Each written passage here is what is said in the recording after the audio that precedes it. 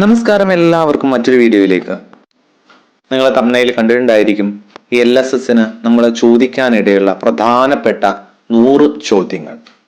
Okay, ഇന്നത്തെ വീഡിയോയിൽ നമ്മൾ പ്രധാനമായിട്ടും ശ്രദ്ധിക്കുന്നത് മലയാള ചോദ്യോത്തരങ്ങളാണ്.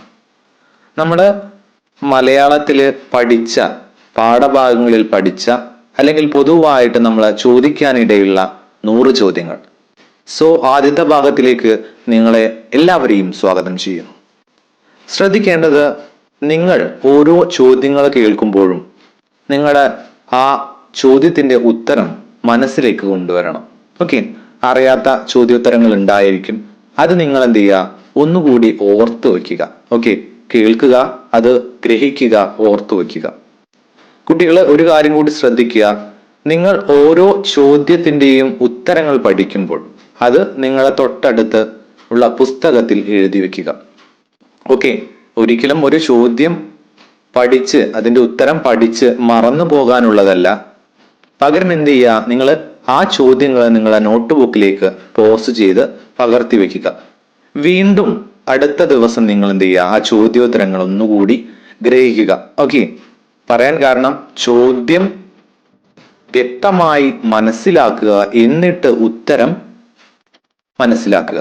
ഓക്കെ, ഉത്തരത്തിന്റെ അതേ സ്വഭാവം തന്നെയാണ് എന്ത് ചെയ്യുക, പഠിക്കാനുള്ള കാര്യം തന്നെയാണ് ചോദ്യങ്ങൾ. അപ്പൊ രണ്ടും എന്ത് ചെയ്യുക, മനസ്സിലാക്കി മുമ്പോട്ട് പോവുക. അപ്പൊ നമ്മൾ നേരെ വീഡിയോയിലേക്ക് പോകുന്നു.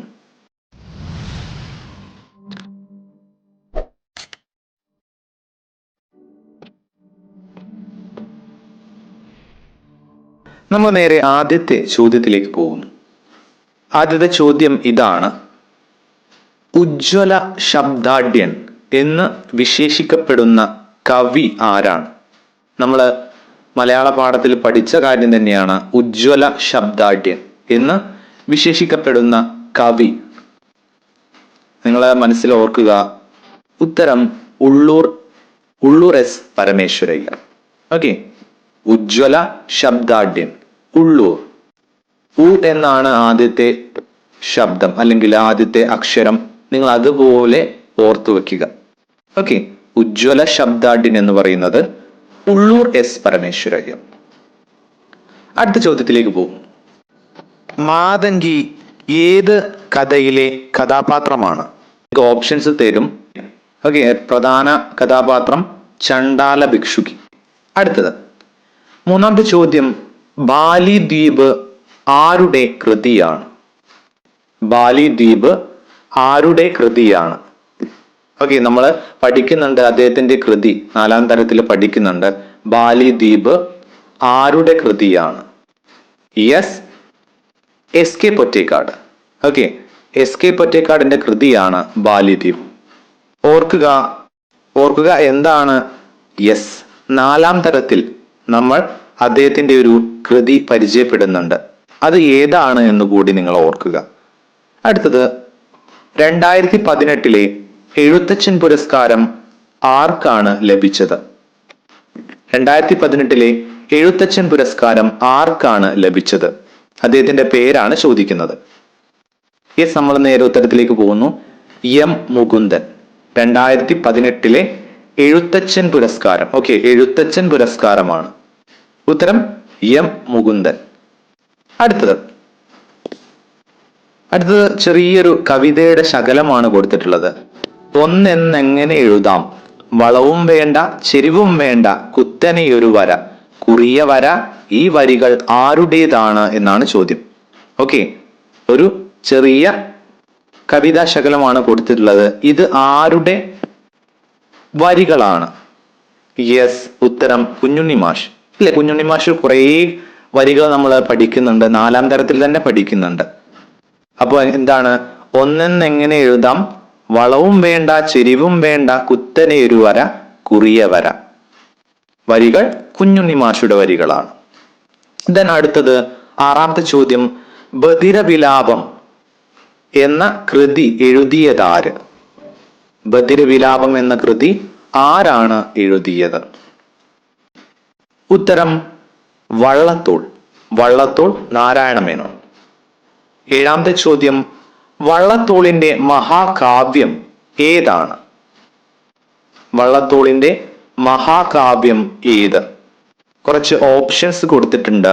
ഒന്ന് ഉമാകേരളം, ശിഷ്യനും മകനും, ചിത്രയോഗം, മഗ്ദലന മറിയം. ഇതിൽ വള്ളത്തോളിന്റെ മഹാകാവ്യം ഏത്? ഉത്തരം ചിത്രയോഗം. ദെൻ അടുത്ത ചോദ്യത്തിലേക്ക് പോവുകയാണ്. നിങ്ങൾ ഓരോ ചോദ്യവും നിങ്ങളുടെ നോട്ട് ബുക്കിലേക്ക് പകർത്തി എഴുതണം. അതിന്റെ ഉത്തരവും നിങ്ങൾ അതത് സമയത്ത് തന്നെ പഠിച്ചു പോവുക. ദെൻ എട്ടാമത്തെ ചോദ്യം, ഷാഖി എന്ന പദത്തിന്റെ അർത്ഥം എന്താണ്? ഷാഖി എന്ന പദത്തിന്റെ അർത്ഥം എന്താണ്? ഷാഖി അല്ലേ, ശാഖകളാൽ സമൃദ്ധമായത് വൃക്ഷം. ഓക്കെ, ഷാഖി എന്ന പദത്തിന്റെ അർത്ഥം വൃക്ഷം എന്നാണ്. ദെൻ ചെറിയൊരു കവിതാ ശകലം അല്ലെങ്കിൽ കുറച്ച് വരികൾ കൊടുത്തിട്ടുണ്ട്. ഇത് ആരുടെ വരികളാണെന്നാണ് ചോദ്യം. നോക്കാം. പറഞ്ഞതങ്ങനെ തന്നെ പാതിരാവായല്ലോ പത്നി, കുറഞ്ഞൊന്നുറങ്ങട്ടെ ഞാൻ ഉലകീറേഴും. ഈ വരികൾ എഴുതിയത് ആരാണ്? ആരുടെ വരികളാണ് മുകളിൽ കൊടുത്തിരിക്കുന്നത്? യെസ്, ഉത്തരം രാംപുരത്തു വാര്യർ. നമ്മൾ അടുത്ത ചോദ്യത്തിലേക്ക് പോവുകയാണ്. കൊടുത്തിട്ടുള്ളത് കൂട്ടത്തിൽ പെടാത്തത് ഏത് എന്നാണ്. ഓക്കെ, കൂട്ടത്തിൽ പെടാത്തത് ഏത്? ഓപ്ഷൻസ് കൊടുത്തിട്ടുണ്ട്, ഞാൻ നിങ്ങൾക്ക് വേണ്ടി വായിച്ചു തരാം. ചാടി അധികം കയറി, തുള്ളി അധികം ചാടി, നോക്കി അധികം കണ്ടു, പുതു അധികം മഴ. ഏതാണ് ഇതിൽ കൂട്ടത്തിൽ പെടാത്തത്? നിങ്ങൾ മൊത്തം ഒന്ന് വായിച്ചു നോക്കുക. ശ്രദ്ധിക്കേണ്ടത് അവിടെ ഇരട്ടിപ്പോ എന്തെങ്കിലും വരുന്നുണ്ടോ? നിങ്ങൾ പഠിച്ച എന്തെങ്കിലും കാര്യങ്ങൾ അതിൽ കയറി വരുന്നുണ്ടോ നോക്കുക. ചാടി പ്ലസ് കയറി, എന്തായിരിക്കും ഉത്തരം? തുള്ളി പ്ലസ് ചാടി അല്ലേ? നോക്കി പ്ലസ് കണ്ടു, പുതു പ്ലസ് മഴ. ഓക്കെ, അതിൽ 3 എണ്ണം ഒരേ ഭാഗത്ത് വരുന്നതാണ്, പക്ഷെ 4-മത്തത് അല്ലേ? ഇത്ര മനസ്സിലാക്കിയാൽ മതി. കുട്ടി ചേർത്താൽ എന്തെങ്കിലും മാറ്റങ്ങൾ വരുന്നുണ്ടോ നോക്കുക. ഉത്തരം പുതു പ്ലസ് മഴ, പുതുമഴ അല്ലേ? യെസ്. 11-മത്തെ ചോദ്യം, മാർത്താണ്ഡവർമ്മ മഹാരാജാവിന്റെ നിർദ്ദേശപ്രകാരം രാമപുരത്തു വാര്യർ എഴുതിയ കൃതി ഏതാണ്? ഓക്കെ, മാർത്താണ്ഡവർമ്മയുടെ നിർദ്ദേശപ്രകാരം രാമപുരത്തു വാര്യർ എഴുതിയ കൃതി ഏത് എന്നാണ് ചോദ്യം. ഉത്തരം കുചേലവൃത്തം വഞ്ചിപ്പാട്ട്. ഓക്കെ, ദെൻ 12-മത്തെ ചോദ്യം, ശരിയായ പദമേത്? ഓക്കെ, പ്രഥമൻ എന്നുള്ളതാണ് നമുക്ക് കിട്ടേണ്ടത്. ഓക്കെ, കുറെ വാക്കുകൾ കൊടുത്തിട്ടുണ്ട്. ഏതാണ് ഇതിൽ ശരിയായ പദം? എല്ലാം വായിക്കുമ്പോൾ പ്രഥമൻ എന്നുള്ള കാര്യം തന്നെയാണ് വരുന്നത്. ഏതാണ് ശരിയായ പദം? യെസ്, 2-മത്തെ പദം പ്രഥമൻ. ഓക്കെ, അടുത്ത ചോദ്യം, ശരിയായ പദം ഏത്? ദൃഷ്ടാന്തം എന്ന് കിട്ടണം നമുക്ക്. ഓക്കെ, ഇതിൽ ഏതാണ് ദൃഷ്ടാന്തം എന്നുള്ള ശരിയായ പദം? യെസ്, ഉത്തരം 1-മത്തെ പദമാണ് ദൃഷ്ടാന്തം. ഓക്കെ, ദെൻ 14-മത്തെ ചോദ്യം, മൃഷ്ടാന്നം എന്നുള്ള പദം ശരിയായ പദം ഇതിൽ നിന്ന് എടുത്തെഴുതുക. യെസ്, ഉത്തരം ആദ്യത്തെ പദം തന്നെയാണ് മൃഷ്ടാന്നം. ഓക്കെ, ദെൻ മുഖരിതം എന്നുള്ള പദം, മുഖരിതം ഏതാണ് ഇതിൽ ശരിയായ പദം? മുഖരിതം എന്ന് വരുന്ന ശരിയായ പദം ഏത്? യെസ്, 1-മത്തെ പദമാണ് ശരിയായ പദം, മുഖരിതം. ഓക്കെ, ദെൻ നമ്മൾ അടുത്ത ചോദ്യത്തിലേക്ക് പോവുകയാണ്. അക്ഷരത്തെറ്റ് ആരുടെ കൃതിയാണ്? നമ്മൾ കുറച്ച് സ്പീഡ് പോകുന്നുണ്ട്. ഓക്കെ, അതായത് നമ്മൾ സമയം ലാഭിക്കാൻ വേണ്ടിയിട്ടാണ്. അതായത് കുറെ ലെങ്തി ആയി ഇന്ന് മാറുന്നുണ്ട് എന്ന് എനിക്ക് തോന്നുന്നുണ്ട്. ഓക്കെ, അക്ഷരത്തെറ്റ് ആരുടെ കൃതിയാണ്? ഉത്തരം കുഞ്ഞുണ്ണി മാഷ്. കുഞ്ഞുണ്ണി മാഷുടെ കൃതിയാണ് അക്ഷരത്തെറ്റ്. നിങ്ങൾ പഠിച്ചിട്ടുണ്ടായിരിക്കും. ഓക്കെ, അല്ലെങ്കിൽ നിങ്ങൾ കേട്ടിട്ടുണ്ടായിരിക്കും. ദെൻ അടുത്ത ചോദ്യം, ഉറൂബ് എന്ന തൂലികാ നാമത്തിൽ അറിയപ്പെടുന്നത് ആര്? നമ്മൾ കുറേ തൂലികാ നാമങ്ങൾ പഠിച്ചിട്ടുണ്ട്. അതിൽ ഉറൂബ് എന്ന തൂലികാ നാമത്തിൽ അറിയപ്പെടുന്ന കവി ആരാണ്? ഉത്തരം PC കുട്ടിക്കൃഷ്ണൻ. ദെൻ കുട്ടനാടിന്റെ കഥാകാരൻ എന്നറിയപ്പെടുന്നത് ആര്? കുട്ടനാടിന്റെ കഥാകാരൻ എന്നറിയപ്പെടുന്നത് ആര്? ഉത്തരം തകഴി ശിവശങ്കരപ്പിള്ള. അടുത്ത ചോദ്യം, കഥകളുടെ സുൽത്താൻ എന്നറിയപ്പെടുന്നത് ആര്? നമ്മൾ അദ്ദേഹത്തിന്റെ കഥകളെല്ലാം പഠിച്ചതാണ്, കേട്ടതാണ്. ഓക്കെ, യെസ്, പാത്തുമ്മയുടെ ആട്. Yes, Vaikom Muhammad Basheer. Then G എന്നറിയപ്പെടുന്നത് ആര്? ഓക്കെ, ജി എന്ന് അറിയപ്പെടുന്ന കവി ആരാണ്? ഉത്തരം ജി ശങ്കരക്കുറുപ്പ്. അടുത്ത ചോദ്യം, അക്കിത്തം എന്ന തൂലികാനാമത്തിൽ അറിയപ്പെടുന്ന കവി. അക്കിത്തം എന്ന തൂലികാനാമത്തിൽ അറിയപ്പെടുന്ന കവി ആരാണ്? യെസ്, നമ്മുടെ അടുത്ത് പ്രശസ്തനായ ഒരാളാണ് അക്കിത്തം അച്യുതൻ നമ്പൂതിരി. ഓക്കെ, അവർക്ക് ജ്ഞാനപീഠം പുരസ്കാരം ലഭിച്ചു. പിന്നീട് അവര് നമ്മളെ വിട്ട് പിരിഞ്ഞു.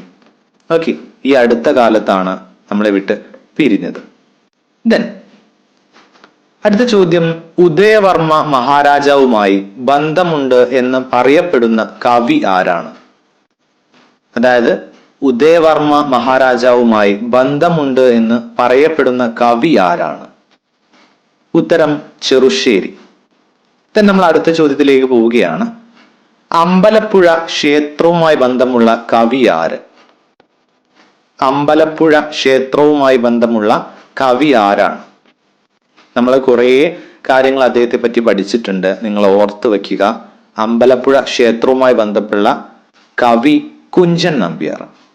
ഓക്കെ, then കഥകളിയിൽ ഉപയോഗിക്കാത്ത വാദ്യമേത്? ഓക്കെ, കഥകളിയിൽ ഉപയോഗിക്കാത്ത വാദ്യമേത്? കഥകളിയുമായി ബന്ധപ്പെട്ട് നമ്മളൊരു പാഠഭാഗത്ത് വ്യക്തമായിട്ട് പഠിക്കുന്നുണ്ട് അല്ലേ? നമ്മൾ അതിൽ വാദ്യങ്ങൾ പഠിക്കുന്നുണ്ട്, ഓരോ ചടങ്ങുകൾ പഠിക്കുന്നുണ്ട് ഇല്ലേ?